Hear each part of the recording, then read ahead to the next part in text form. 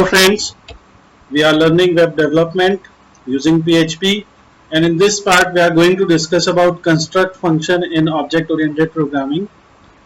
This construct function can be used to initialize an object's property upon its creation. So we can either choose one property or we can choose many properties at the time of creation of an object. So let's see some examples to understand the use of this construct function. So here you can see we have a class vegetable here, and we are creating a simple class which is called vegetable here. So to create a class you simply have to write it this way: class vegetable, and then create the block of code for your class, and inside that block of code write the whatever properties you want to set. So first, once the class is created, set some properties or attributes of your class. So let's say in vegetable there are two attributes, name and color, and both these attributes are public. So attributes or properties can be public, private or protected. We will deal with them in the upcoming chapters of this section. Now once this property is set, it's time to create the constructor function.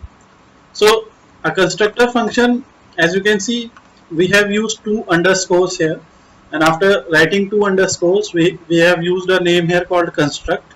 So this construct function can be used to initialize an object's properties upon its creation. So what we want to say here, that whenever an object of this class will be created, so at the time of creation of that object we can provide an attribute in the class, and by providing an attribute in the class, its name will be set. So this name is equal to name. Here this means the object that will be created using this class. This means the object, and this name means the name of the object will be this name variable, and from where this name variable will come, this name variable will come from this $name, and this $name will be provided as an argument at the time of creation of object. Now see this example. Let's say this is our vegetable underscore object. So you can see at the time of creation of vegetable object, just focus on this line mainly. So at the time of creation of vegetable object, we are using a new keyword here, and new vegetable. This means we are creating a new vegetable object, and this time instead of leaving this particular parenthesis or round brackets as blank, when you leave these round brackets as blank, that means you will set the properties later, but when you write something here, that means construct function is doing its work, and we are setting something. We are setting a particular property of this particular vegetable object that we are creating here. So we are setting the name of this vegetable object as pumpkin. It can be any name, let's say pumpkin. So now this name is set.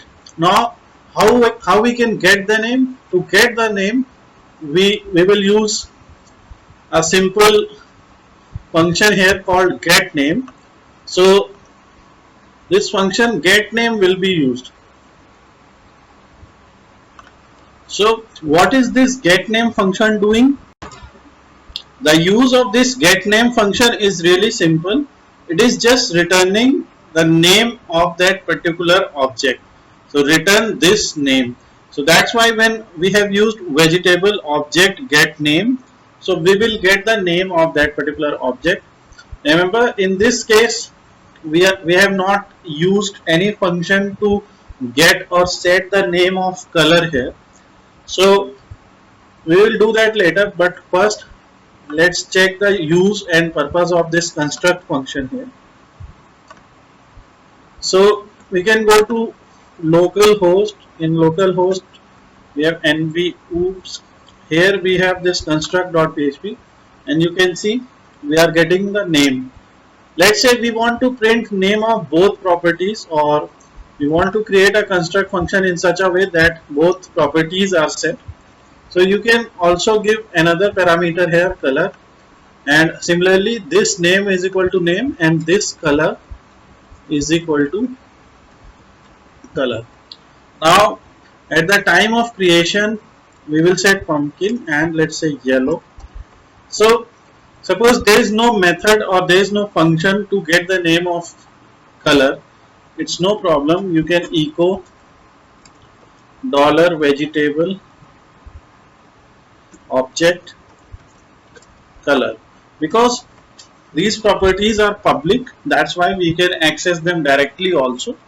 And now let's see. So you can see in line number 1 we are getting the name of the object, and in line number 2 we are getting the color of the object.